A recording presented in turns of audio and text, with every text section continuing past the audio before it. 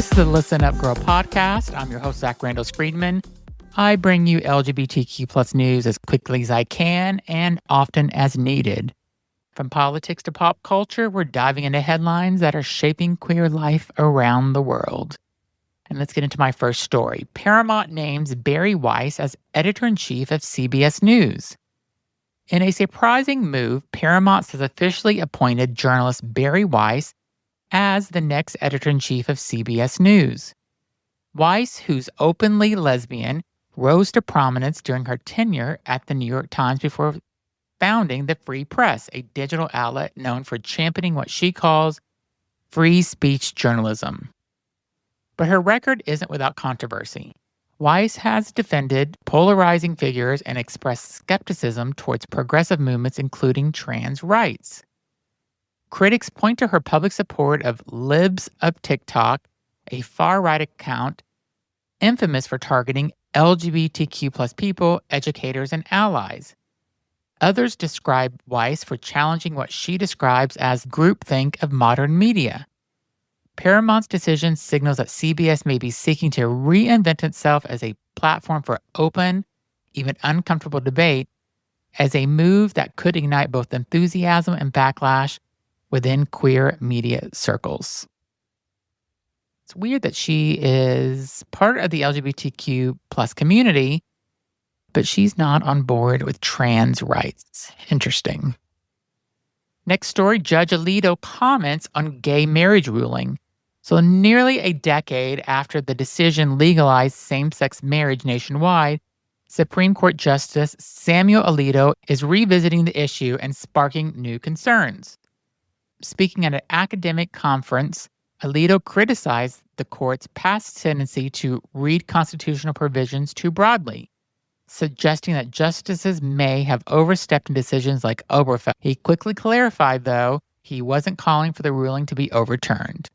Still, for many LGBTQ plus Americans, the comments feel ominous, especially following the 2022 Dobbs decision that struck down Roe v. Wade and emboldened conservative legal movements. Equality advocates argue that constitutional protections for marriage, contraception, and even queer identity remain vulnerable in the political climate. The source of that was the Associated Press. Next, we go to Nevada, where a Nevada official uses homophobic slur during a traffic stop.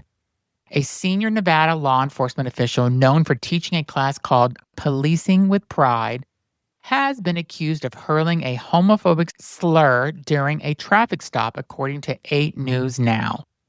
The incident took place on August 18th when 62-year-old William Scott Jr., the state's chief of investigations for the Attorney General's office, was pulled over by a Las Vegas police officer for using his phone while driving.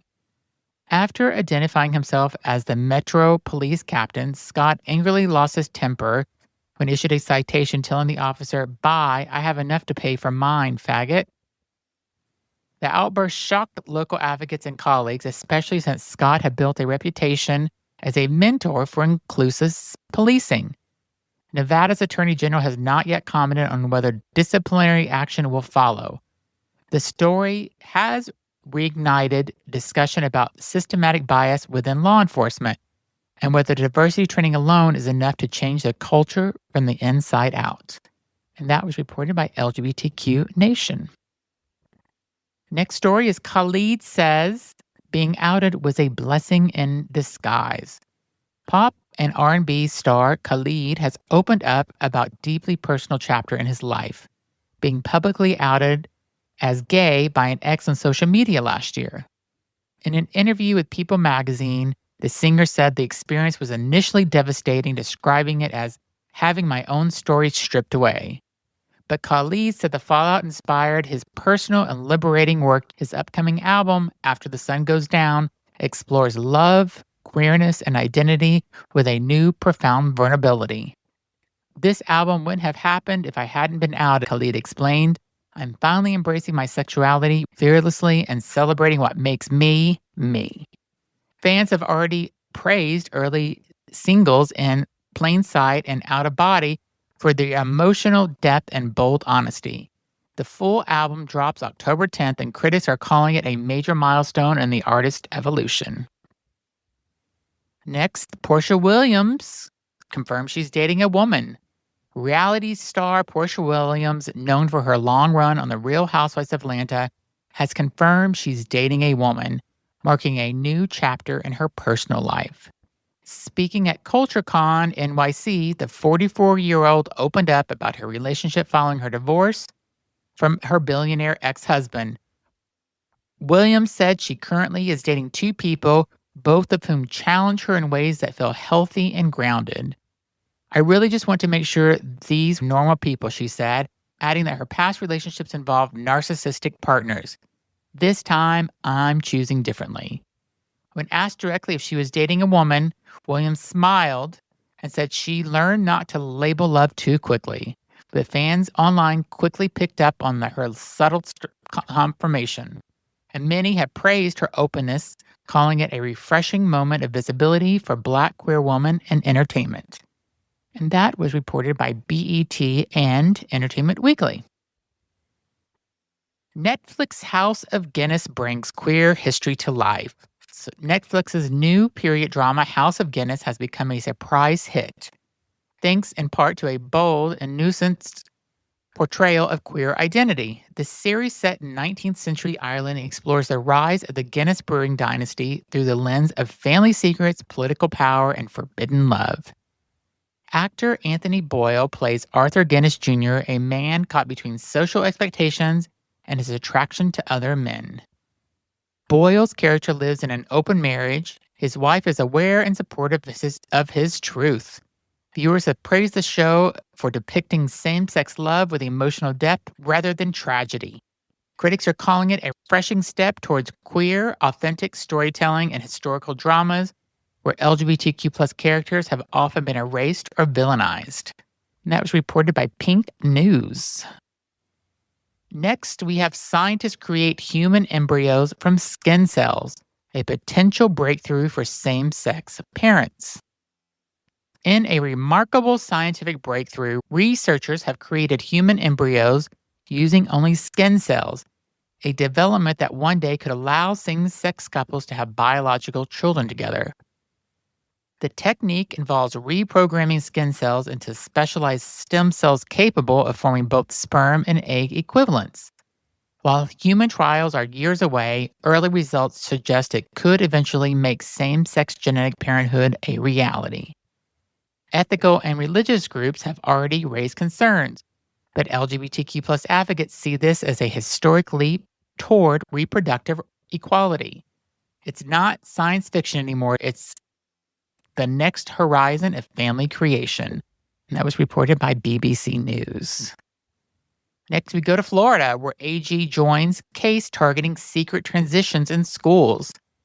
Florida Attorney General James Uttermeyer has joined 21 other Republican attorneys generals backing a lawsuit against a Florida school district accused of helping a child secretly transition. The case centers on January Littlejohn, a mother who claims school officials let her 13-year-old child use they/them pronouns and a masculine nickname without parental notification. The case, which has been widely debunked by educators, is now being used to push for broader restrictions on trans-inclusive school policies nationwide. Civil rights groups argue that cases like this manipulate parental fear and endanger trans youth by forcing them to come out before they're ready. And that's reported by NBC News. Next, we have Virginia poll, anti-trans politics falling flat. In Virginia's upcoming governor's race, voters are sending a clear message. They are tired of anti-trans fear-mongering. A new statewide poll shows that most voters don't rank transgender issues as a priority, and Democratic candidate Abigail Berger has opened up a double-digit lead over her Republican rival, Winsome Earl Sears. Sears has made trans issues central to her campaign, accusing of being for they, them, not for us, echoing language used during the 2024 presidential campaign. But political analysts say the results suggest voters are more focused on the economy and healthcare than culture wars. LGBTQ plus advocates call this a hopeful sign that trans people are no longer a winning political strategy. And that was reported by The Hill. And my last story is federal agencies threaten Minnesota's funding over trans-inclusive sports. The Department of Education and Health and Human Services have warned Minnesota that it could lose federal athletic funding if it doesn't roll back policies that allow transgender athletes to compete according to their gender identity.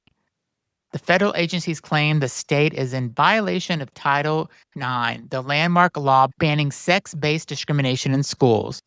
Minnesota leaders are pushing back, saying inclusive sports programs are in full compliance with both federal and state civil rights. LGBTQ plus organizations warn that this could set dangerous precedents for other states with inclusive policies. We can't go backwards, said one official. Our trans youth deserve to play and belong just like everyone else. And that was reported by USA Today. And that is my news for Wednesday, October the 8th. Thanks so much for listening. Be sure to check back in later this week for more LGBTQ plus news.